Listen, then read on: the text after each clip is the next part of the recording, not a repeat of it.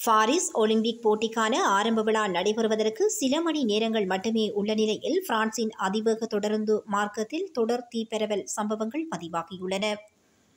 இது இணையதள வலைப்பின்னலை முற்றாக முடக்கும் நோக்கில் மேற்கொள்ளப்பட்ட பாரிய தாக்குதல் என தொடருந்து நிறுவனம் தெரிவித்துள்ளது.